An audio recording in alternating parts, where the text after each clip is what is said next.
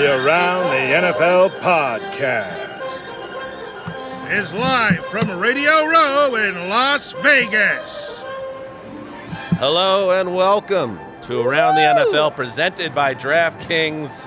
Yes, and Jason Zumwalt, he told you what you needed to know about the setting. Here we are in Las Vegas, Nevada, at Mandalay Bay in the, what do they call it, the media center? No, this is the epicenter. The command center, Radio Row, whatever it is. Center, I the believe. convention center. It's the center of it all. Yeah. And a beautiful set provided to us by iHeart, the good people at iHeart. And we are thrilled to be here. Dan Hanzus, Got Heroes, Gregg Rosenthal, Marc Sessler, and you heard her voice, Colleen Wolfe. Hey-oh.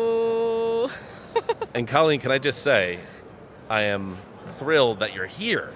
Me too. I mean, I was worried. You went up yesterday with the Air Force Thunderbirds. These are the guys, these are the dudes that do the flyover before the Super Bowl. Uh-huh.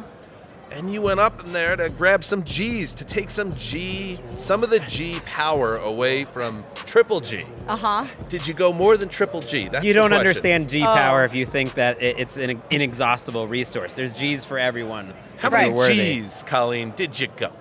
I pulled 9 G's. 9 G's, Nine great news. Tripled your G output. Oh my God. The Okay. gauntlet's been thrown down.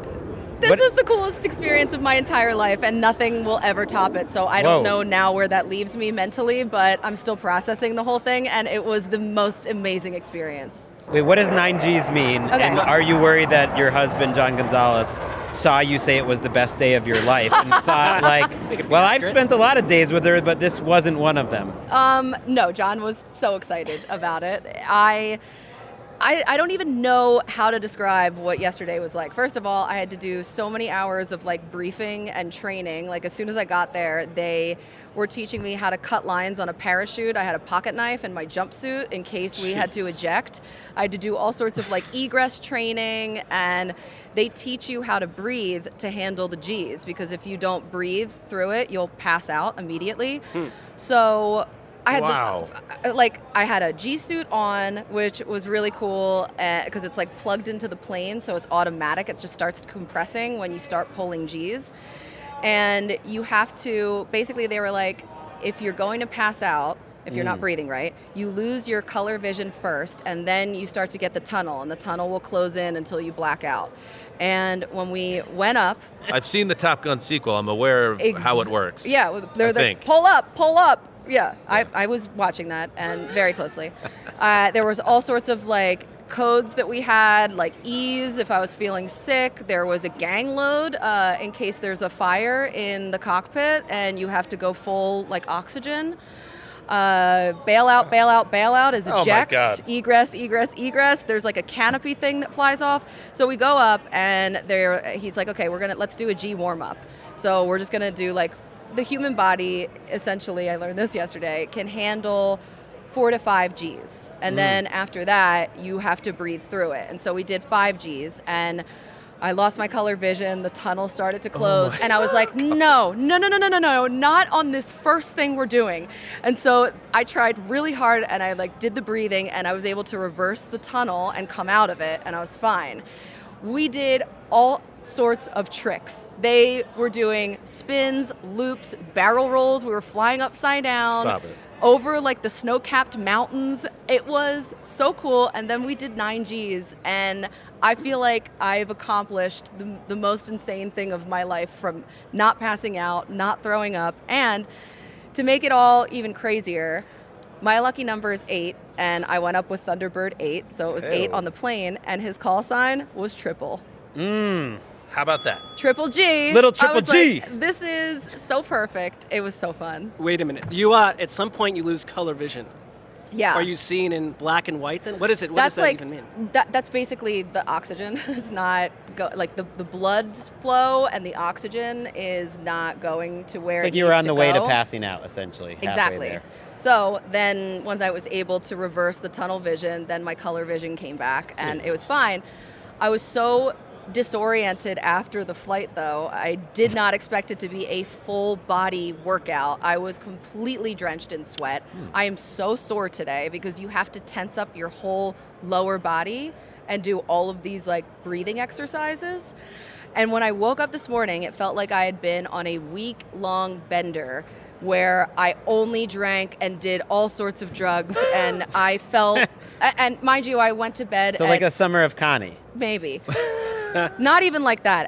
I've never experienced, I was so hungover feeling this morning, and I was in bed last night at 8:45 and did not have one drink, and I still feel like a little off. I have the oxygen, since I had it up at 100%, they said for a couple days the oxygen will have to escape from my head, so I'll get crackling in my ears. So I'm doing a lot of snap, crackle, pop right now, and my head feels a little funny, but I made it, and I did it, and it was so cool. Well, we're very proud of you, Thank Colleen. you. I am. These are the guys that are going to be doing it before the game? The same guys? Wow. Yes, these are the same pilots that are going to do the flyover, and they fly like 18 inches apart doing all of these tricks. And I was like, give a couple more feet. I don't understand how when you hit turbulence, how you guys aren't hitting each other when you're Why that is a close. wing not just being pulled right off the craft? And it was so interesting because they said because they are flying so close together, they all hit the turbulence at the same time, so they move together too.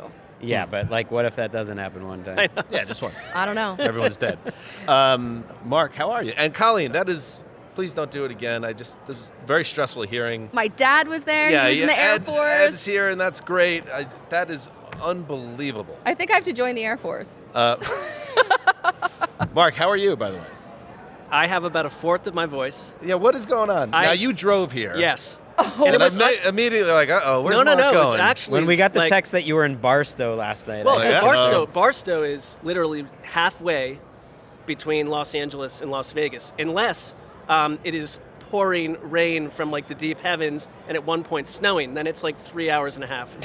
But like got to a hotel, fell asleep within 5 minutes, woke up, came here. It was a very smooth trip. In fact, got here hours before the show, and not much else to report except drinking lots of tea. That's good, and we got to get you through the next 4 episodes here from Las Vegas, of course, here for Super Bowl LVIII, Chiefs, 49ers. We're going to get into the game in a minute. I want to say for the listeners, this is a very special week where, like I said, we have this beautiful setup that iHeart has been kind enough to give us. I feel like we got some juice here. Great looking set. On the floor at Radio Row. We got. Gorgeous. Is this real marble? I mean, I'm impressed. I saw Jerry Rice walk by just a few minutes ago, and he kind of looked up longingly at like, wow, my set's not that nice. I had a great Jerry Rice moment on the set right next to us. I was speaking with our friend MJ Acosta, and MJ knows everybody. So Jerry rolls in with his contingency and says hi to MJ. They exchange pleasantries, know each other somehow. And then he looks at me and he was like, "Am I supposed to know who this guy is?" So he just stuck out his paw and we shook hands. And I was like, "Yeah, all right, Jerry. I interviewed you once in 2011 in Andy Fenelon's office." Oh, and he remembered. And he's like, "Oh yeah, of course." No, he didn't remember it. Marc Sessler, because it's Super Bowl week, we are a show that's always innovating. It's how we win awards. We just did win an award. What award was it again, Greg? It was the Sports Podcast Awards given out in the UK. Yes, and what an incredible achievement by Around the NFL, and we were just nominated for the Best NFL Podcast and the iHeart Media Awards, which I believe they'll be sending us to the award show. I haven't asked yet, but we'll see. The competition's pretty rough there. It's the Best Sports Podcast. Best sports We're going pod. up against Club Shay Shay. They just did about 70 billion downloads. The Travis Kelce Show. Who's that? New Heights. Who's that? Levitard's in there. Levitard. Who's that guy? Oh, also the Pro Football guys. Talk commentator guy. Pardon my take. Pardon my take. Yeah. Of course. Heavy hitters. That's one where it feels okay that we're just kind of in the group. It feels good to be in the group. It feels nice to be nominated. But the reason why we are nominated is because we continue to innovate. We always roll out different satellite programs, and we have a great one debuting today with Marc Sessler. You've won awards for This Guy Gets It. I mean, that we all know. I don't like to talk about it, but there have been multiple. You never awards. bring it up, but we have another. So humble. Yeah, we have another offshoot that I think could be the Frasier to Cheers, coming up in just a little bit. We're going to have some guests coming by, and it's going to be Marc's stage, and we're going to go into Marc's little world with two very special guests. Should I say who they are? I mean, they'll see it on the podcast You're right. title. Yeah, I think so. Cleveland Browns Spoiler All alert. Pros stars Myles Garrett, the presumptive or possible Defensive Player of the Year. We'll find out on Thursday at NFL Honors. And star cornerback Denzel Ward. Sit down with Marc Sessler and Marc Sessler alone just in a couple minutes. Your thoughts, Marc? I will say these Super Bowl weeks, like, things happen to you because everything's happening in a flurry and like a visual snowstorm, and then suddenly you're on a plane home. Like, having So just true. gotten here a couple hours ago, and now this is happening. And this plan was just hatched this morning, and there was some back and forth on how it should look, and I'm just praying it goes well. Basically. Yes, I can. That's how I am. I as can an feel go the great. anxiety from hundreds No, of miles it's- away over text, but it's going to be beautiful. It's a little different than some people that you'd interview. I mean, even from like an NFL perspective, like Myles Garrett is a top 5 NFL star, and it's like I've created some questions that I don't know how they will go with these two figures. So. What Cannot have wait. you Say no more. scribbled your questions on over there? Well, there have been some technical issues, so I put it on a little 1989 piece of paper from the it from the Cosmopolitan Hotel. Yeah. So that's coming up in just a little bit. But before we get to that, why don't we open up Super Bowl week here from Mandalay Bay with one big thought. And, listen, this is a huge, enormous stage. Enormous. I don't know what Fran says that. Enormous stage for Patrick Mahomes and Andy Reid. I mean, think about this. I did some research on this. So the standard, of course, is Brady and Belichick, and they won 6 together. Paul Brown and Otto Graham won 7, but that's different. AAFL, 4, 3 in the NFL with the Browns, who are going to be on the show in just a bit, the faces of the Browns defense with Marc Sessler.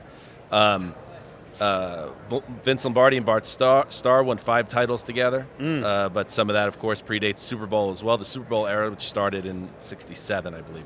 Chuck Noll and Terry Bradshaw, they won 4. Hallis and Sid Luckman won 4 for the Bears. Those are championships, but that's, again, pre-Super Bowl. So on the Super Bowl era, Bill Walsh, Joe Montana, they produced 3.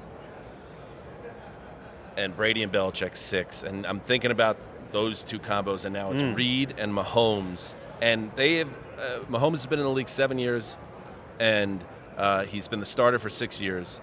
And they've been to 6 AFC title games. This is their 4th Super Bowl, and they're going for their 3rd Super Bowl championship. And you just don't know. Greg, you're a Patriots historian of their big run. The gap between the last Their 3rd and 4th titles. Yes, how long was was 10 that? years. 10 years. So the idea that we could just pencil in Mahomes and the Chiefs with Reid to get back next year or the year after, no, over the course of a career, even Brady and Belichick, the standard bearers, they went a long gap before winning and starting that second run. So you got to make good while the good is there to be made. Winning this one, getting the 3rd one in the bag with another 10 to 12 years of his career ahead of him, and who knows how long Reid is ready to go on, but he's not looking to retire based on what he's been saying this week. It's such an opportunity for them. They're already legends, but to enter that different stratosphere of all-time greats. And we're here for it, and we're kind of lucky because as difficult it is for me to watch the Patriots up close the way we got to do in that second half of their run, to go from Brady to Mahomes, to see 2 of these legends, all-time greats, it's pretty cool. I have tried to not take greatness for granted because, like a lot of people, I was disappointed the Chiefs made it to this point. I wanted fresh blood. I wanted it to be the Bills finally getting over the hump, or the Ravens and Lamar for the first time. That would be exciting. And as we've gotten closer to the Super Bowl, it's like, don't be bored with greatness. I think what you said was perfect, because I think about Andy Reid a lot in terms of his trajectory. And when he was with the Eagles, I thought he was the best offensive coach in the league. As much as Kyle Shanahan, I think in the last 10 years, I thought Andy Reid changed football. I thought he was a Hall of Famer before he won his first Super Bowl. He was that good a coach, but he couldn't quite get over the hump in terms of winning the Super Bowl with the Eagles. To see that guy paired with Mahomes, which there's no comparison for Mahomes. I mean, you're saying, okay, this puts him in a certain class. In a certain way, Mahomes is in his own class. There is no quarterback remotely similar in terms of their first 6 years. 6 years, yeah. I agree Just with in that. terms Yep. of the individual accolades, his individual excellence, just how great he is, and the team success. He is the greatest player in terms of his first 6 or 7 years. So for those two guys Entered to the come lineup together, his first year as Right. a starter as a start. Like, Right. it was immediate. he was the best player in the league. Yeah. All right. How about you, Mark? Get us going with yours. One big thought. It's on the other side. It's Kyle Shanahan. Because to me, he's the great what-if coach. He lost 28-3, biggest stage possible. We were just here a couple years ago in this same matchup. These two teams are quite different, and yet the Niners had a lead in that game and fell apart when it mattered most. And in general, this is someone that you could look and say he could have 5 or 6 Super Bowls if things had gone differently. He's lost multiple NFC title games, and it's tough to get back, but he has brought this Niners team back years in a row. And yet this feels like a different team to me just because you're getting the quarterback play you wanted. No matter what you say about the Brock Purdy situation and experience, he's done fine by the Niners, done everything that a Kyle Shanahan quarterback be asked to do. But it is a top-heavy, weapons-rich offense that you don't know who to protect, who to stop, and I think this is Kyle Shanahan's chance, and it's like, I just feel if this doesn't happen for them, that the Kyle Shanahan legacy, like Mike Shanahan went years until he finally won those 2 with Elway. Elway went obviously years, losing multiple Super Bowls before winning 2. And neither one, Elway retires, but Mike Shanahan never got back to those heights ever again. That's your lesson from your own father, that even if you get there and you win, 2 might be the crown. 1 might be the crown. And to lose a 3rd Super Bowl, one as an offensive coordinator, this weekend would just be crushing. I think it just takes so much resilience from not just him, but everyone else to get back. And there is a fair amount of weight, I think, on certain Niners players that were here last time that feel that, where the Chiefs, to me, it's not house money for everything you just said. It matters so much. And it's like, I just watching a little bit of like opening night, media night, that like the Chiefs feel kind of loose to me. Not that the Niners feel butt tight, but the Chiefs just feel kind of like they've been here and loose. Gross. And I just wonder if it gets into one of these key fourth quarter situations, like which team do you trust to pull it out? Shanahan, I do think one thing. After what happened last week in the NFC title game, defense fell apart in the first half. You're down by a ton. That was a different type of win for the Niners. I'm kind of glad that happened for them. It was instructive.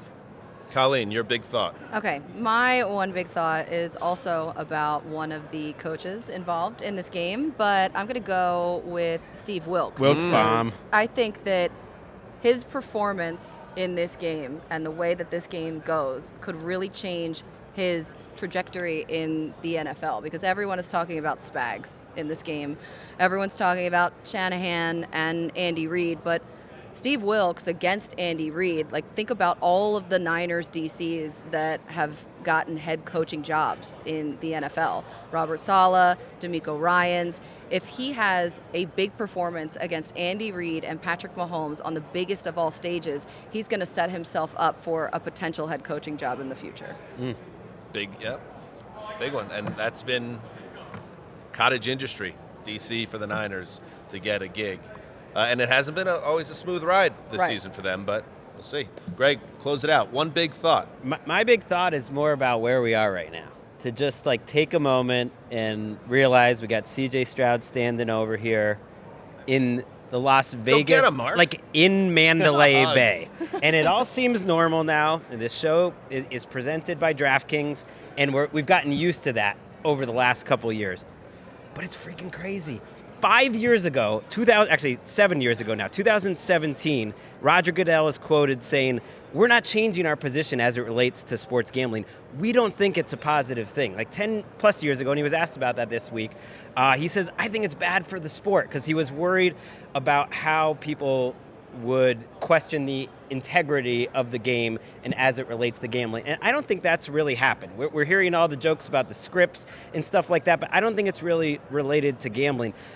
But it's just a totally different world, and I don't know exactly how it's going to go, but the fact that the NFL has completely embraced Vegas to the point where they sort of fast-forwarded that giving them a Super Bowl. They had to prepare for the Super Bowl because New Orleans backed out faster than any city ever has, like less than 2 years, and we're here, and there's NFL slot machines, and there's everything. It's just freaking crazy, because at one point I was like a 17-year-old kid whose two favorite things in the world were weed and sports gambling. And I would have never I would have never imagined a world Little has changed. Well, one has changed quite a bit because of our employment. Like I would have never 420, bro. I would have never. So you're still a heavy drug user? No, Okay. actually, that's died down relatively, but it's still a beautiful thing. Like We should really dive into that. But the fact that we're living in this world where both of those things are legal, and they're encouraged, that they are funding a lot of what's going on here. And I think we're in this weird sort of in between. There's been a lot of laws in the UK that have kind of pulled back some of like it's been an industry that's been regulated a lot more. And right now we're just kind of in the Wild West where like anything goes. And I think we'll look back at this time as like, wow, that was kind of crazy, everything that happened back then. We understand why this has been a remarkable development for you and all of us. No doubt. Although I did stop, gambling well before I came to this place in the NFL. All right, we got it, too Greg. stressful. You're safe. It was too stressful. I just looked over my right shoulder, and a enormous superstar for a certain team out of Cleveland is ready to join us. So we're going to take a break, and when we return, Sessler is it is the debut Now I'm watching him too over the there. latest spin-off of the Around the NFL universe.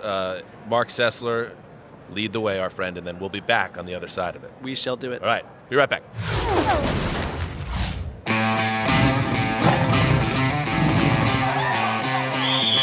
Now it's time for a trip to Mark's Man Cave. Brought to you by Neville McGregor.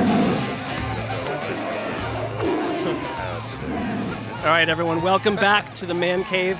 Two very special guests today. We have got two actually huge NFL stars from the same teammates. Myles Garrett, possible Defensive Player of the Year. We'll find out this week. Pro Bowler, Pro Bowl cornerback Denzel Ward. Incredible season this year, the guys. I want to just ask quickly, like, the immense change between last year's Browns defense and what happened this year under Jim Schwartz. That's why he's up for potential Assistant Coach of the Year, why you guys are up for all these awards. What was the difference? Like, with so many of the same players, how did it shift so quickly? Man, it's so much I can say. So much I can say about Coach Schwartz. I think just his attention to detail was a key difference. Just being in the meeting rooms and him being able to coach us all and take us through what's all expected of all of us. And just the energy out the field. I mean, you've seen us out there having all these handshakes and celebrating everything. I feel that stuff played a huge part in our success this year. And he was one of the key reasons as to why that was. How about you? One of the main things is, he always preaches about celebrating with your teammates, swaggery and badassery. Keeping that attention to detail. Off of what he said before. We were always in the meeting room. He always led the meetings himself. He always went through each position, detailing what each guy's going to do, and it might have been down to nitty-gritty with our own position coaches, but he was always in everything that we did, making sure that it was just how he wanted it. But that energy that you see on the field, it's also coupled with the energy that he has every day, that passion that he shows every day, and that kind of stuff is contagious. When you hit the league, it was popular to talk about the fact that you were a poet off the field, that you practiced poetry, that words matter to you. Could you give me a few words to describe your teammate Denzel Ward? A few words? Lockdown. Relentless. I like that. How about in reverse? I'm not suggesting that you write poetry off the field, but you could just use the same exercise. Yeah, definitely. I'll say Myles is electrifying is one of the key words that pops out when I think of Myles Garrett. Electrifying and dominant. I like that. So one of the reasons that we've got a number of people on the show, but I have been a Browns fan going back to 1986. So, the Marty Schottenheimers, the Bernie Kosars, the Frank Minifields, Hanford Dixons, Clay Matthews of the world.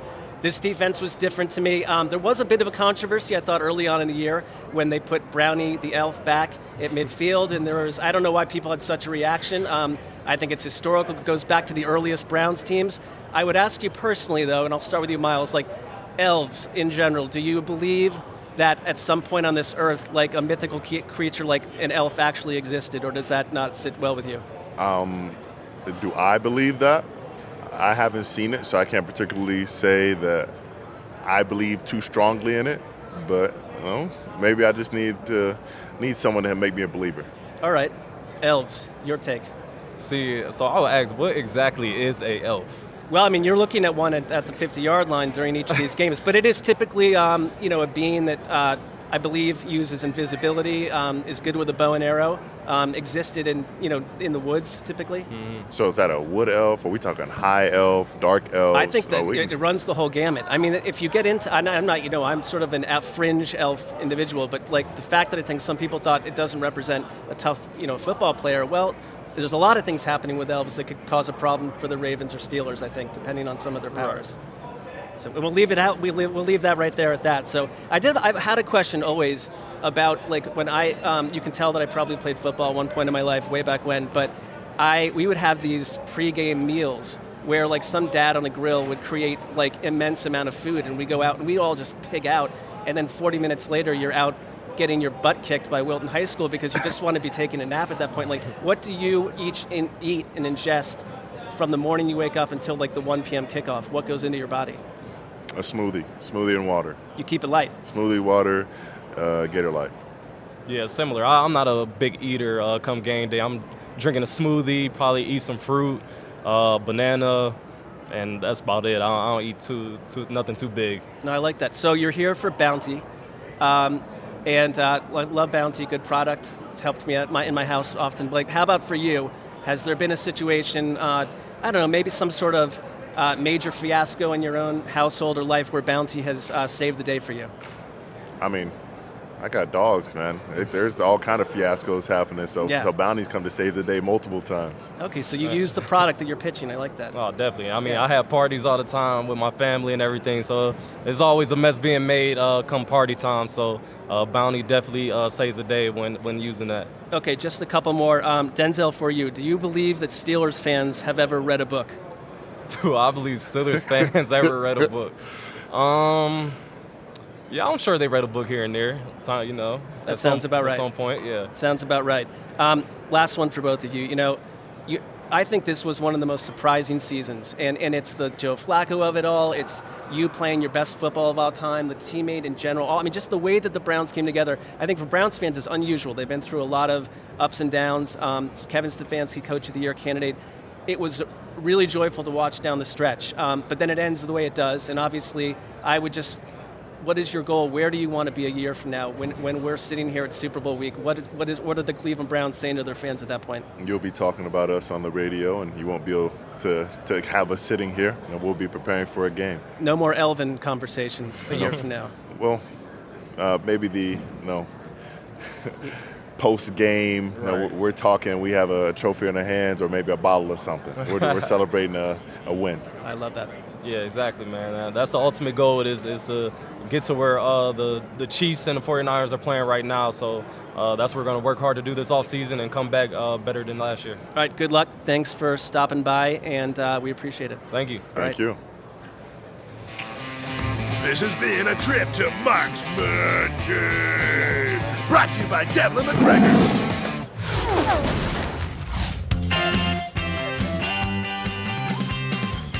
All right, welcome back. Oh, man. Sessdog, the premiere of Marc's Man Cave. And I got to say, Marc, I bet you're feeling great now because you got that off the plate. Yeah, I hope the people are still listening. Again, it's like when you're dealing with like 60% of your voice, and they didn't want to wear like cans, headphones. So like, right. I was, it was a bit of a stage moment. You're suddenly on stage. It was an interesting experience for us, right? Because we're watching our own show for the first time, and we couldn't hear what you were saying. So we'll be listening like the fans. By the way, because I know Gregg and Colleen haven't heard it, we're always looking to monetize the show, and build the empire. This is the name of the program that everyone just heard.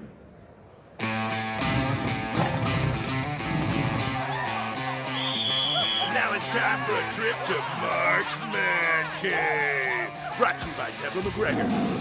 And Devin McGregor is a placeholder. We're looking for sponsors, and I thought Man Cave, Marc, is perfect because on the heels and the momentum of your DiGiorno's ads, really pushing your everyman appeal out there a little bit more. Yeah, I think so. The idea of people coming down into your cave, it's just an extension of that brand that we're building. So anybody, including, I'm just going to say DiGiorno's. Like if you want to extend the brand connection with the Cess Dog, Man Cave is open for business. Devin McGregor, just a placeholder. Yeah, I don't know what the hesitation is on the part of that one particular pizza vendor. I continue to have hope that they'll perform and come out of the shadows. They did tweet at me. They did. Yeah, That's great. That's big. that's a start. Yeah. You could lead a DiGiorno's to water, Right. but can you make it drink? We're going to find out. That's true. We've done this show for 10 years, and it's been great making podcasts. We're podcasters. The next 10 years, influencers. Ooh. That's really where the guap that's is. really Time what to level up, guys. That's what we're happening. That's where the guap is. You need the perfect setting, the perfect squad, the perfect eats, and the perfect plan to keep everyone pumped all night long. I feel like I'm punishing someone. Or else. Well, actually, can I say I It's did? like Gail Godot, like having to eat that pizza all of a sudden. We're not going to play it back because I don't want to make light of it because it's an important cause. But the latest ad read that's out there about the getting professional help, very different tone, respectful and somber. Well, yeah, I received some coaching before I recorded that, and I tried to pay attention. Connie, Hey. where's your headspace at? Where's the oxygen levels? And My head is in the clouds still, guys. if things went sideways, I did prepare something Oh my for gosh. this show. Okay. Is it a eulogy? What is Colleen it? was an amazing woman, funny, kind, vivacious, and that laugh, a wild Irish rose she was, bringing serenity and warmth to this crazy garden we call life. And then we just all start to share memories of you, but don't need it, so we're good. I'm. That's so nice of you to think ahead and plan that way. Thank you for thinking of my death. I mean, you're going up in a jet. Yeah. With the jets, how close are they? 18 inches? Well, that's when they're flying with. Can we the calm other down? planes. Can we make it 18 yards next time? 18. There was just inches. one up there, right? You weren't flying No, two. it was just one. Okay, It was just cool. me and Triple up there. So. By the way, these guys, I saw, maybe it was the man that you were Triple up there was with. here. He just texted me, but they just left. This guy, Triple. out of triple. By the way, a lot of people coming for your triple, your G's. Mm-hmm. I mean, it's This hard to happens ignore with the this. nicknames. Like Colleen literally tripled your G's. Like she Yeah. triple G. I did. Let's talk about brand invasion. I'm taking this as like an opening serve, essentially, and I will return fire at some point. But this guy that you went up in the air with, whether if it's him, I don't know, but right out of Central Casting, like You guys have no idea. Like everyone that is part of the Thunderbirds, they are all like Yummy. I don't know what the interview Babes. process is, but it was like a bunch of Ken dolls and all of the girls are gorgeous. Everyone is a fighter pilot or fighter pilot adjacent, and I truly think I might have to join the Air Force, but I think my window has passed at this point. So Top Gun is real. It really is, truly. I mean, you guys should have good met to know Fire. If you guys would really have liked him. really. Yeah. How many women Thunderbirds are there? There's a few. But Really? also each jet has its own mechanic and has its own like sort of team. And so Are they it's hot like mechanics? everyone's good looking. just a smoke Everyone is shop. really good looking. Every Thunderbird. What an experience. this Janitorial was. service, just a bunch of 9s and 10s. And they're all cool and they all get along with each other. Like the vibes were honestly so good there. Well, Colleen, don't judge a book by a cover. There could be something going on underneath the fingernails. Well, all I right? think that you could find out what it was. You should go over there next. I'm gonna bring down the Thunderbirds. You know just who- to take them down a peg. You know who's going up today with Who? them? Matt Ryan. Oh, if Matt Ryan passes out, And- too many G's. Well, so they were explaining to me why, as I had mentioned, won't that beat you. women are more like physiologically capable Right. of handling the G's. It's because, and I didn't realize this, shorter people are better handlers of the G's because of like the blood flow. Ah. So it is. Interesting. I'm a little nervous for Matt Ryan. He's 6'5", 5, 6. So you're saying Yeah, it's in a tough spot. I Yeah. could be a absolutely superior You could. G-force 10 Gs? inhaler. 10 Gs. 10 Gs is the only way to beat Connie. Double digit the Yeah, Gs. I wanted to hit like one of the mocks. This has but been a great we- week for the small man. I mean, Mike Vrabel can't get a job because he's so big and athletic and strong. They're just passing out jobs to 5'5", 140-pound guys. What a Let's go. moment here at Super Bowl week from Las Vegas. All right, let's do some news, get caught up on what's going on around this big game. Hey, I'm here all day. You walk on the wrong. What? You walk on the wrong. You walk on the wrong. You walk on the wrong. You walk on the wrong. See, it's important to remember because he's mild-mannered, right, Patrick Mahomes? But he's got that dog in him. That was from the quarterback series on Netflix when he was going toe-to-toe with Max Crosby. It's one of the best rivalries in the league. Crosby and Mahomes get after it twice a year. And Saw Crosby right in the corner when I walked in. Oh. And yeah, like Mahomes, part of Mark, what has made this guy who he is, like, you do not F with this guy. And we collectively, as a people, doubted him this year. And I know it's not just him, but the way he's locked in and leveled up, and we're going to do our Super Bowl picks at the end of the week, it's just like, could you possibly pick against Mahomes and feel good about it? I don't know. I don't think I can. I feel like if you pick against him, if you pick with Mahomes, I should say, and they lose, you can't walk around the streets beating yourself up about it because there's no way that wasn't a logical move.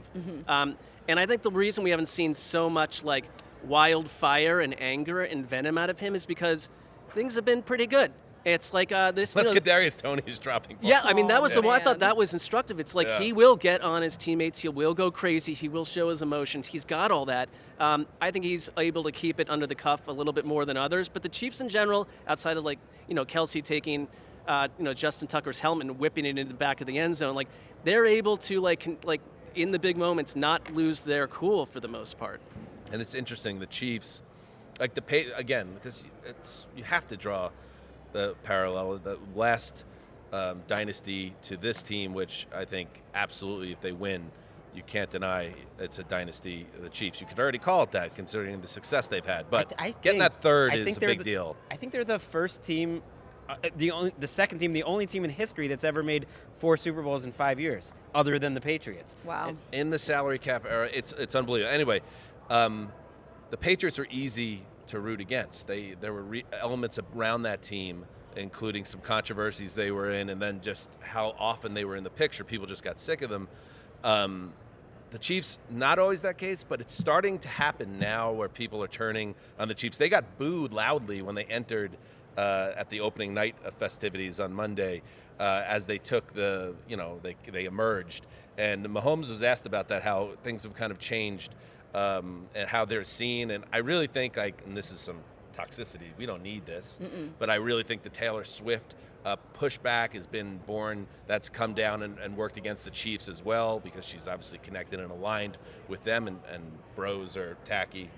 But also, the booing from opening night was a little misleading because the Chiefs fans were there first for the Chiefs podiums, and then they sort of cleared out, and then they had the joint appearance, the Niners and the Chiefs. So then the Niners fans came in, and it was mostly Niners interesting. fans that were left. So on the broadcast, it sounded like it was just all boos, but it was also a little bit of the timing Listen and to the context, and the the rental blocks. show. And also, you're driving, Hey. you're taking like the drive from the airport to where you're staying in Allegiant Stadium. The Raiders, Death Star has a gigantic Chiefs helm on it. So like some of the overflow people that were just here as Raiders fans, we're also like, I think which team I'm going to be booing will be the Kansas Right. City Chiefs. Not a big problem there. So, but let's keep the storyline intact. I'm going to wipe all that Okay. from the show. Here's Patrick Mahomes on being the villain. Not necessarily. I think I just like winning. If you win a lot and that causes you to be a villain, then I'm okay with it. But at the end of the day, I'm going to enjoy playing the game and try to win as much as possible. So he knows what to say. Not much there. Your boy, Mark, Brock Purdy, meanwhile, he's on the other side of this. And everyone is talking about Brock. And what is he? Where does he fit in on this Niners team? How should he be celebrated? It's been, quite frankly, it's become an exhaustive storyline at this point, including, that guy's just a game manager. Here's Purdy on being called a game manager. Like, I feel like it can be a compliment at times where it's like, all right, you get a guy that can come in and run the system well. I feel like that's a compliment. I think that's, you're doing things right mentally, and obviously you're good enough to be able to hit guys that are open and make plays. So, Mark, yes, but also the pejorative nature of it is this guy isn't a playmaker. He can't do it on his own, but he might be hoisting a trophy in a few days, and nobody would care what you call him. He would be a champion. I mean, he's refusing to, in a way, look at the definition the way that it's been for 20-plus years. And I more agree with Baldy that he's a silent assassin. He fits beautifully into that attack. And, I feel like I've talked about Brock Purdy from my point of view so often. It's like I couldn't support him more. I don't know what you need a quarterback to do in today's NFL in an offense like this. It's not because of the offense. Purdy does so much well, and I think we're just we can't reconcile the fact that he wasn't a first-round draft pick. I think people are still struggling with that he's come out of nowhere and that no one recognized who he was before the draft too. I think a lot of people have some weight around the fact that Purdy's blown all these expectations and been a complete surprise. But he's not a game manager. He is the furthest thing from a game manager. The funny thing is, if you look at the stats from this year, Patrick Mahomes would be the ultimate game manager. No one throws the ball shorter depth of target than Patrick Mahomes. He's not taking any chances. He hasn't thrown an interception in 6 playoff games, which is outrageous. No one's even gotten close to an interception on him this year. He is doing exactly what needs to be done. Brock Purdy's the opposite. People that are calling him a game manager aren't watching these games. He's been a little up and down in the playoffs. Certainly the first half of that Packers game wasn't good, or parts of that Packers game. But he takes chances. I looked this up this week because I had a feeling. On PFF, they have big-time throws, big-time throw rate. 4 quarterbacks in the NFL are in the top 8 of big-time throw rate and turnover-worthy play rate. Wouldn't that be the opposite of a game manager? So right. Brock Purdy, I thought was exceptional in terms of the good throws he made in the NFC Championship. Rewatching that, I was really impressed of how many low percentage plays he made. So he's one of the 4 quarterbacks that are in the top 8 in big-time throws and in the top 8 of turnover-worthy plays. He is a risk taker. I don't think you can take that out of him. He's not really a game manager. The other guys on the list are Stafford, Trevor Lawrence was on the list, and Geno. It's a kind of a weird list, but it does make sense to me. It's guys who are going to take some chances, and it's not always going to work out, but they're kind of fun to watch. And Flacco was way above the rest of them if he qualified. Baldy talked about that, too. He said that the nature of the Niners offense is to attack in the middle of the field, and to do that, you're thrown into traffic. Mm-hmm. And that's, I think, part of that is built into what his skill set. He's not known for having a cannon of an arm, so he can't maybe hit some of the throws that Stafford can hit, so they attack in a different way. You're not going to hear me going into this week going after Purdy too hard, because I really thought the way he responded when the house was on fire in the NFC title game kind of told me what I needed to know, that he is a silent assassin. He's not going to shrink in this moment. He might make mistakes, but he's not going to collapse. Just look at his yards per attempt this season, 9.6. That was the best in the entire league. He was the most efficient quarterback. He was top 5 in yards and touchdowns and passer rating. How can you call him a game manager? But I guess at the same time, it's almost like X Factor. Everyone has a different definition for these things, and it feels like it's sometimes fluid, because you could make the case that every single quarterback who has ever played the game is in some way, shape, or form a game manager. Sure, that's kind of the job. Where is he in relation? This is an off-season conversation, but in relation to the Dalton line. It's funny you say Who, that. Brock Purdy? Yeah, I think he's in front of it, but how comfortably? Yeah. Miles. Yes. So he's way in front of it, and that's why Well, I'm saying I agree but is he like a top 10 quarterback? Is he a top 12? I think right now, to me, he would be. It's tough to remove him from the system, but he'd be somewhere in that 8 to 12 range for me, where if you were starting a team, you would go with about eight or 9 guys first, and then he's somewhere in that mix of 8 to 10, which is exceptional for any second-year quarterback. Imagine if Justin Fields was a top 10 quarterback in his second year. I mean, it's exceptional, and it's okay, 49ers fans. It's okay that he's not a top 5 quarterback. Right. What would he need to do to change your opinion, to get him into the conversation of a top 5 quarterback, what would he need? Top 5? top 10 quarterback. Maybe we just need to see more, see him in a different offense, see him evolve Just as a around pro. longer. Yeah, I don't know. He is gifted by obviously I think great cut tools down around on him. the mistakes. I mean, he like the turnover worthy play thing I was talking about. It's a reason why you wouldn't put some of the other people that I mentioned. It was Gino, who was it? Stafford you would put in there, like he takes too many chances now, and I think he'll pull that back while still having the playmaking. Right, at and I some think, point. like to Dan's point, though, he bounces back from that. I think he's very mentally tough. Like, there's something about him with the way his teammates talk about him. But for me, like, seeing him in a different offense, and I get where you're coming from, Dan, but like half the league is Shanahan offenses now. It's like he's good. It's not. I don't mean just it's the not scheme. Shanahan, I mean but the players around. Sure, him. He has potentially. But he also like has made 4 every one Hall of those. Famers. He's made every one of those players extremely effective, and some of them, like Brandon Ayuk, has had a star season with him at quarterback.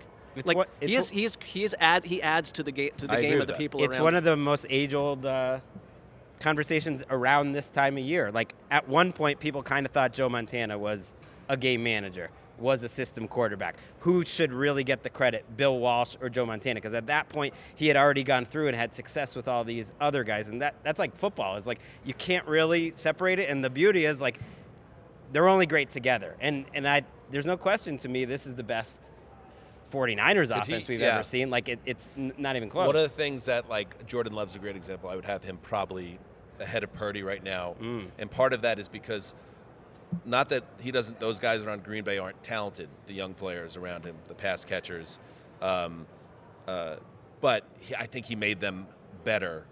And is Purdy making this core better, or does he just fit in nicely as a piece that is making the most of them? You know, I think Love is making that surrounding cast better. I think Stroud did the same thing as Purdy. He's right behind you right now, Stroud. Is he? Oh yeah, That's so literally. crazy. You got to watch that. I love very, Super on Bowl. very YouTube. strange environment. Let's move on. Hey, this is always on my radar a little bit, just because how much things have changed in our world. Like 20 years ago, you were playing the Super Bowl on like green concrete, and everything was always terrible. And now every year, teams are complaining about the turf is bad here, the grass is too slippery here, this and that. So Kansas City is training at the Raiders facility. Yeah.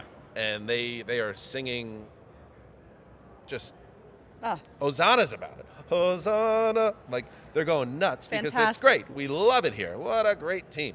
What a great facility. Blah, blah, blah. So the NFC team is at UNLV. And they are not happy with it. In fact, the union director, do we know who the executive director of the Players Union is now? It's important because it's no longer D. Smith. Greg?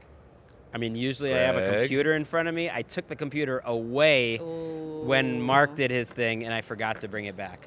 Well, I was curious if you knew it. No, Lloyd I don't. Howell. Anyway, he said today. D. Smith liked to get into the news too. He did. Lloyd Howell, maybe not so much. Well, wait till the next labor Okay. negotiation. He'll be in a plenty. But the UNLV practice field, quote, really isn't up to snuff for what our players deserve. So I just wanted to mention that they're unhappy with where they're practicing, and the Chiefs are loving it. But I guess if it was the other way around and they were in the AFC, they'd be at the state-of-the-art facility. But that's just how life goes. Deal with it. Yeah, but something seems like you could have months ago realized that might cause some problems. Truth. It's Yeah. it's a little bit of a knock on Vegas as a Super Bowl city that they don't have two high-quality facilities. I think they 'Cause just put that sod down like Is it Right. on the NFL, though, to make sure that that facility is That's the thing. ready Like, to roll? there's a lead up to this. We didn't just announce this city. Right, but you can't just like create out of thin air like a football facility. So I guess UNLV was the best they could do, and next time around, hopefully they'll better. It's a good point. In other news, Greg, you mentioned it, and your one big thought that got us going, how the NFL is, for years was like, stay away, gambling, stay away, and now we are fully in bed. I mean, we are presented by DraftKings today, Right. for an example. We also, by the way, just so people know the rules, so all of the NFL employees did get a sternly worded email from Rog himself about, hey, you're in Vegas to work, you're not allowed to gamble, obviously you can't go in the sports books, you have to avoid all those things. But no slot machine, no nothing. Nothing. You Nothing. can't go on Don't the even casino look floor. at them. I'm glad I did not read that email, so I'm glad that you apprised me of that. Like I didn't know that part about the slot machines. Are you a slot machine guy? No, I mean actually it was I thought like you need like an oxygen tank. You know, and I be feel like when you 84 walk through years a old to casino use and I'm just like slot the machines. noise of it, it's like a Dave on Buster's on LSD. It's like I need to be We are shotgunned the same again. in this. Like, it's just overstimulating to walk It's through too a much. casino. The colors, the noises, the people. It's a lot. So just, Sorry, Greg. You would imagine you disappointed Greg once again. You would imagine that both these teams, and there have been stories. Go look up the name Barrett Robbins as an example. There are stories of players that go crazy Super Bowl week, get themselves in trouble. I think where did Barrett Robbins go? I think he went to Mexico. Yes, I think it was Tijuana or parts close. I think he was the starting center of the Raiders. Right. And he just And look they it got- up. It's they a wild got story. Waxed the next day by the Bucs. So They sure did. Well, there was the Falcons, Walter Payton Man of the Year.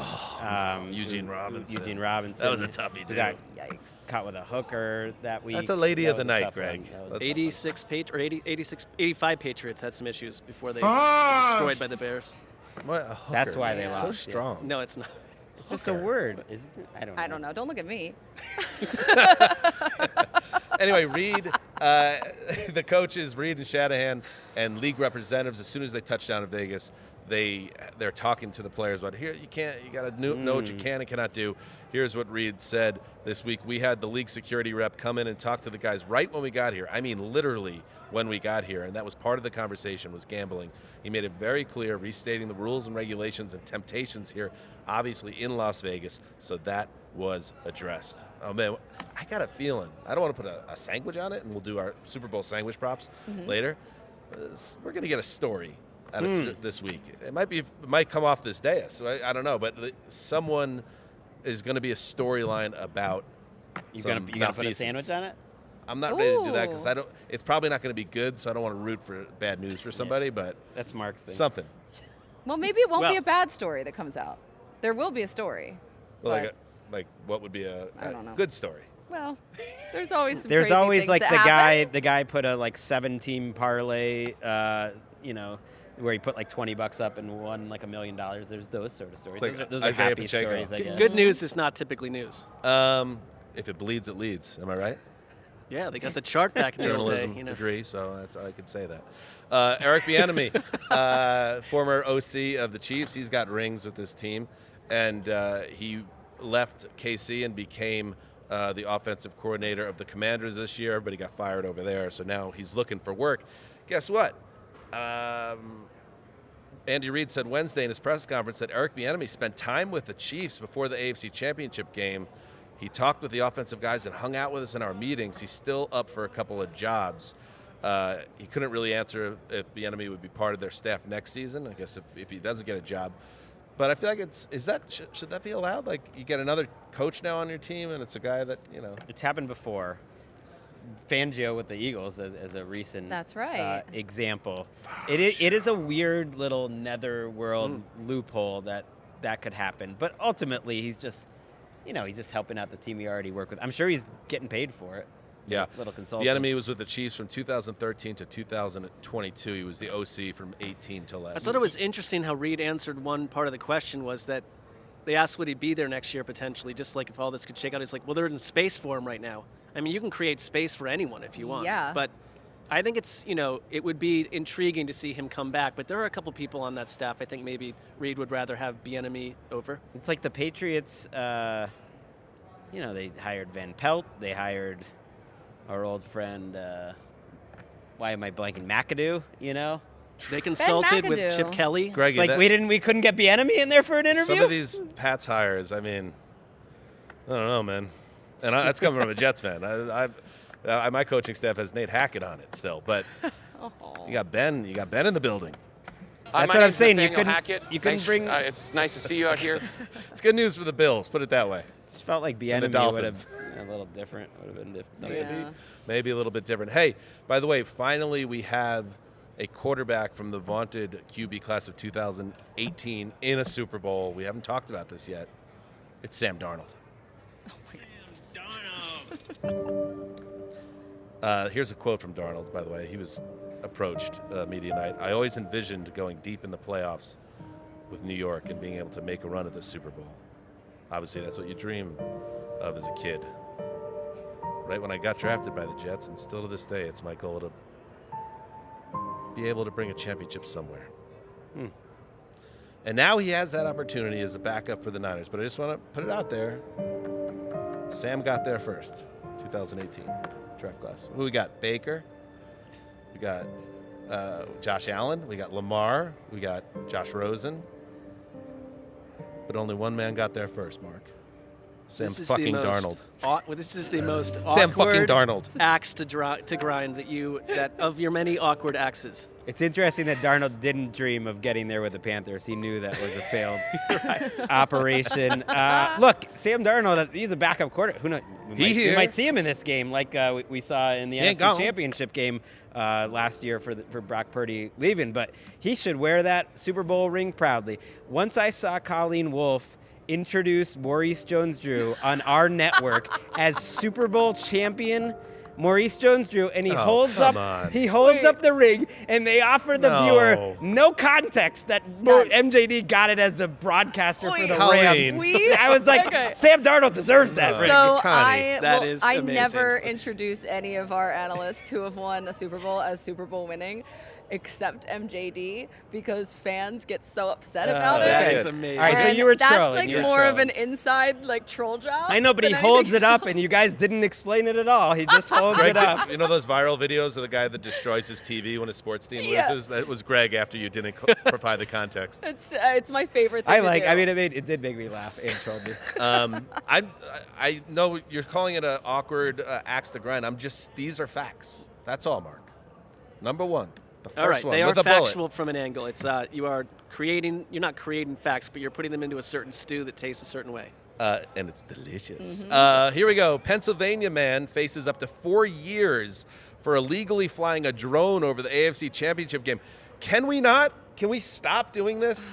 Why? How many commercial breaks where everyone's confused for a second and the crowd starts booing and the announcers are trying to figure it out and then the ref finally comes on and goes, "We are stopping the game for a official's timeout." And it's like, and you see some people looking up as they go to commercial. And it's like, some idiot just flew another drone over a stadium. Go to jail forever. Send a message. Wow, that's aggressive. I was going to go the other way. Wait a minute, Pennsylvania man. So he flew it from Pennsylvania to Baltimore? Well, he probably was visiting that day. Okay, I was just say that's impressive. It's an awesome drone. It sold so many drones. It's powered on nuclear energy. Now that we know this, maybe fly it more. 4 years feels a little steep. I think so too. Our country does imprison more than any country in the world by leaps and bounds. And I feel like 4 years for a drone is the reason why. Hang them. That's what I say. This is a good axe to grind, Dan. Thank you. You want to go 12 years at least for this guy. Did you? Dan hates drones. And people to fly them. Next 10 years, extra commercials. These games are long enough. Next 10 years, we're gonna be influencers, and Dan's gonna become big on capital punishment. It's just gonna be his thing. I'm gonna run for office. My main campaign will be about drones and how they need to be eliminated. Oh my God! Will you please do a campaign ad? Please. I will, in fact. We got a lot of off-season episodes to get through. Drones may not fly within 3 miles of stadiums that seat at least 30,000 people during NFL games. So there you go. And relatedly, here's a headline from the New York Post that came out today. Content creator, that's us on some level, climbs Las Vegas Sphere in shocking scene to, quote, raise money for a homeless pregnant woman. This happened today. Wait, what? Yes. And a guy climbed the giant sphere where U2's playing, and I think Fish is there next, and the Grateful Dead and Friends, Mark. How is he raising Good money? lineup. Okay, yeah, like how does one that work? connect here? Crime. This is the crime beat.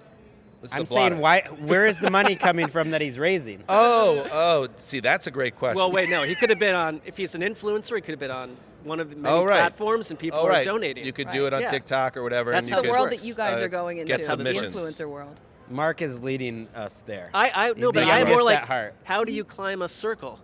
That's the best question These of the day. news stories have deeper questions attached to them. How about he's known as the pro-life Spider-Man? Well, you know what? I'm going to bring him along on my campaign tour. Yes, of course you are. I got him. I got you, pro-life Spider-Man. Dan is transforming before our eyes. Oh, my God. All right. Here we go. And that's it. That's what's happening in the news. Anything else to add that you've seen in and around the big game? No, I mean, I just thought it was interesting that Andy Reid opening night was asked about foods that he likes and dislikes, and he said the only thing he dislikes is liver. Never Didn't tried see that it. coming. Never had it. Oh, I love liver. What? Of course you do, In Greg. how is it cooked? Like I said, to me, it sounds absurd. Like a pâté, certainly. Like but, frogwa? I've had liver wished or liver wurscht. Is that Yeah, Liver sure. wurst. Chicken liver. No, it's tasty. It's fine. Wait, is it salty? It's What like- kind of? What is it? What would it's you? like No, little- we're trying to get Mark back to little me. sharper, I'm not- We don't little- want to. There's certain This is things not I'll a just texture. never A little do. tangier, I would say, than regular. Oh, bacon. that is not a nice selling little It's a flavor. texture issue, though, a Gross. little bit, right? I think it's because my German grandfather was a liver guy, so it's just like baked into me. Wilhelm Rosenthal. All right, Heinz was his name. Heinz Rosenthal. Don't do it, Greg. I know what you want to do. We're at the Not doing Super Bowl, anything. Greg. Yeah, let it. Just let it. Is everyone... Let That's it go. Time and place. You're doing it. I'm not. I'm No, just talking everybody about knows you're amazing dying to food do it right memories with livers. I just Mark, really he's need you dying guys to do to it. behave yourselves Time here. and place, Greg. Yeah, this show is off the rails. All right, we're going to take one more break, and when we come back, we're going to have one more conversation about the big game. Stay right there.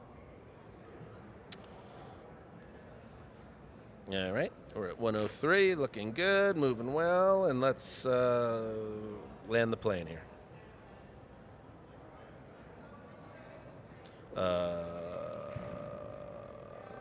All right, I'll just come back with this one. Here we go. 3, 2, 1. All right, welcome back. Before we go, this is where we show our bona fides as real football people. This segment is called X Factors, Basic Bros, and Lazy Ladies aren't even thinking about. Yeah. You see how I did that? What? You included women? I included women because that's important.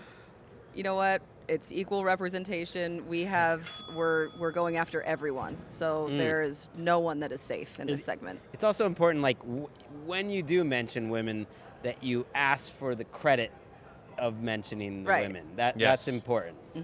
Part and parcel. It is Exactly. extremely important that you understand that this industry of ours, populated by all types of people. I've done it again. So here we go. Let's get into it. So nothing basic, okay? Nothing basic. Nothing basic, nothing lazy. Mark, give us something. Give us something deeper. What's an X factor for this game? I love that Colleen mentioned Steve Wilkes. I want to just go from a different angle a little bit. That he called them out. Everywhere that Steve Wilkes has been, win or lose on some of these teams, the thing I keep reading about him is alpha male, his power and absolute vitriol at times in the locker room and in certain speeches to players and in the way he plans, affects the players. And there was, I think, tension between Kyle Shanahan and Steve Wilkes this entire season. And you brought them down from the booth to the sideline, and I think that's made a difference. But then you go and get gashed for 182 yards on the ground by Detroit in a game that you barely won, and your defense would have been the reason you didn't. And it's we saw that we've become so accustomed under DeMeco Ryans and coordinators past where this defense played at a certain level. And Wilkes came out of the woodwork this week very strongly and just said, nope, not acceptable. And you can point at the coordinator, but a lot of the players came forward and said, in the NFC title game of all games, we did not put forth the right effort. And that can all sound like locker room nonsense, but I do think that there is, I like the kind of that happened to them. What was that?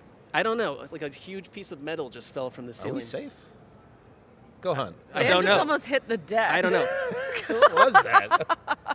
That was concerning. But tied into the fact that they nearly gave their entire season away last week, I still have legitimate concerns about their defense. But look at the players. Some of the better players on the defense were not playing up to who they are. So it's does that refocus help against Kansas City? And do you not let Kansas City in the first half make a statement and don't let Isaiah Pacheco and others come and rush for 100+ yards on you? Isn't that such a weird, because that's been floating around. You've heard that, the effort wasn't where it was needed to be, not the execution. And maybe that's just a poor choice of wording, but if your effort is not all the way there in the NFC title game, Well, I can what the think hell of is the going plays. on? It was the touchdowns. It was the pursuit on the Jameson Williams a bad touchdown look. and the Jahmyr Gibbs touchdown. Something's rotten. This is something the lazy lanies. Was that it? Ladies. Ladies. Well, I was just making it, specific to a specific moment. okay. Like a Named Laney Laney. Boggs? But it was too close to ladies. Yeah. Lazy Lisa. Lazy Lisas. Lazy Laura. And now boneheaded we're berries. getting into like weird territory. Yeah, now again. it's like focused on the women's failures. I'm saying and the boneheaded berries. What these people like aren't paying attention is connected to me is I think like we could see Clyde Edwards-Helaire have a big time game. We could see some of the kind of designer runs to the outside that take advantage of what's been kind of a dumb defense. And I think that's what like I guess it's great that you're calling him out and saying the effort's not there, but something's rotten. Like, no one's kind of pointed out that this is a bad defense. Like, it's been a below-average defense, and it's not like a small sample size. It's not the 2 weeks that mattered the most in the season, which are pretty important, and they've gotten pushed around, and, like, they're very lucky to still be playing. It's like the 6 weeks before that. It's the last 3 games that mattered. Baltimore handed it to them. I can say the Packers handed it to them. The Lions handed it to them. Most of the stops that they got are just because the Lions dropped the ball or made mistakes. Like, that is very concerning to me, and I think very specifically it's on the edges of their front, and it's even sometimes those linebackers who get a lot of pop for being over-aggressive. So it's guys they paid a lot of money to. It's Armstead. They brought in Chase Young. I think the Chiefs, they don't have to have a meeting and talk about getting their minds right and getting their effort right in a championship game because they're championship material. And the 49ers defense to me has not been championship material for a while. But when Steve Wilkes gets that head coaching opportunity, everybody can sit down. No, I mean, you're exactly right, though. Yeah, well, see, we've given now both sides of the story. Well, you're right, though. If he, like, we want a fair and balanced podcast. You're right, though. If they have a great game, he's going to get a head coaching job. That's how that he won't, work. Not this year, but I mean, in the future, maybe. he's respected. I'm not putting it all on him. People will forget everything that happened in the last 6 to 8 to 10 weeks if they have a monster game. And they have the players Sunday. to do it. They have Bosa. They have Hargrave, the #1 free agent. They have all these different All-Pros. Connie, how about you? Okay, I am going with an offensive guard because if we're talking X factor, I feel like the offensive linemen, they are always getting overlooked. It's not fair. And Nick Allegretti, especially on the interior of that line. You're right. Exactly. And especially in the run game because Joe Thuney's probably not going to play in this game. Toughie. Allegretti started last week. He's a really good run blocker. He has lots of experience as a starter for Kansas City in the past. This is a 7th-round pick who's only started 13 games in his entire career, and now he's starting a Super Bowl. And listen, the only time we've ever seen Mahomes look mortal in the playoffs, really, was that Super Bowl against the Bucs when the line was all beat up and it was a turnstile. I was thinking how connected to your point and your point. I don't know if Chase Young has big-time football left in his body at this point, and this is such a huge game for him, Greggy. We've talked about the free agent. He's about to be a free agent, and he's probably not going to get a big contract regardless. But if you could come up with a couple sacks and do something and be a difference maker, and you got Bosa on the other side, they have – you would think, at least a name brand talent, the ability to F up Mahomes and cause havoc, but it just hasn't really happened. And he's made a couple plays, and I think they will run on him. You're right with a little Allegretti pop. Both of these defenses, where they're vulnerable, is to the ground game. So it's all this quarterback talk, and yet you could see a lot of rushing yards. Greg, what's your? That was mine. I just seamlessly went in. That was wonderful. We almost partnered.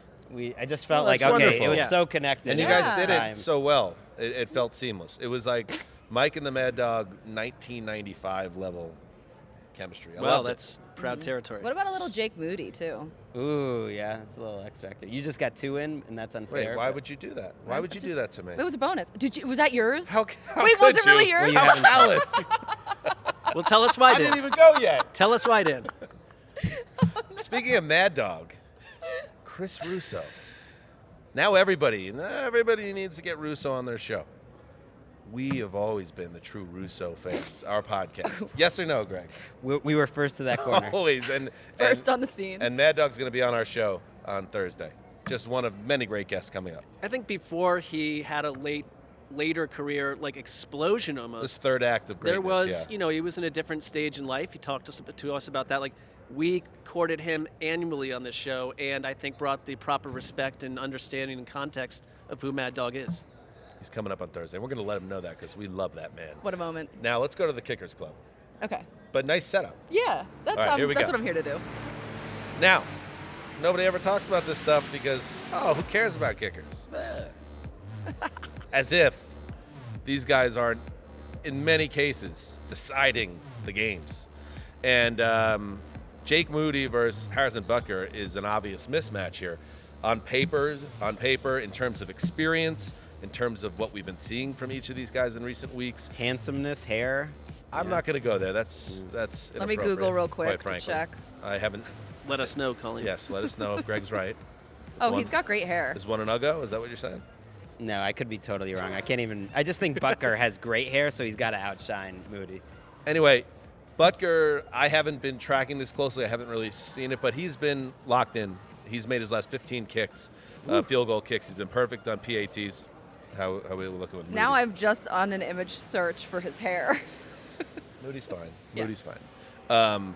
In terms of what we've seen from each of the guys in recent weeks, Butker he's been automatic. Of course, he made the game winner, Connie, last year against the Eagles. It was a chip shot, but still, with the Super Bowl on the line, big deal.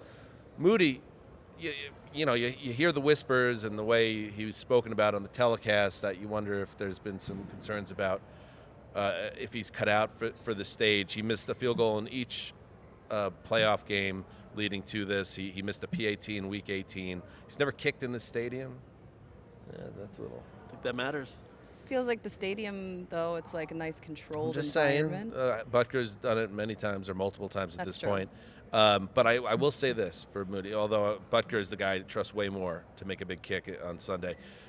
Like the quarterback, I think Moody did show something in the NFC title game because he could have spun out after missing that early kick. And instead he locked in and he was piping it, made everything after that. So does that carry over to the new biggest game in his life? He's obviously has a high pedigree, came in as a hotshot draft pick. I think he got drafted so highly specifically because he hit so many big-time kicks in the biggest Michigan games, like in the college football playoffs. Like it has an all-time kick. So maybe those big game memories help. So that is something to keep an eye on and how the kickers impact the game, because I have no concerns about Butker. He's shown that he is nails. He's, to me, a top 3 kicker in the league, and he has been for several years now. Just another element of the Chiefs, by the way. Like, they're so balanced. It's not just Mahomes. They've really built out, credit to that organization in all the phases. All right. There we go. So that's the first show of Super Bowl week here from Radio Row. Again, we'll be back on Thursday. We have a lot of guests more coming guests in the next 2 days. Coming up. And then back on Friday with our last show. More guests, more fun. And then we have a couple days where we have a good time. Yeah. Ed Wolf's in town. He sure is. Ed Wolf's a Mary good time. Wolf's about to be in town. Mary Wolf's Ed Wolf is rolling already in. here. Oh, yeah. Oh, You yeah. mentioned he went to your airplane He was experience. at He the base. Greg and I both spoke to him before we started today. Proud papa. Yes. The man has much flight experience himself, but he never went 9Gs like his little girl. Whoa. Hey. How about that? Yeah. It's pretty cool. So cool. Pretty cool. So anyway, and then on Sunday night, of course, we will have full coverage of Super Bowl 58. So that's it. Hit the music. There. And there's that Sam Spence music, Championship Chase. That's what it's all about, Greggy. There can only be one. It's a beautiful thing. Thank you to Eric right there, who did perfect work today. Until Thursday, heed the call.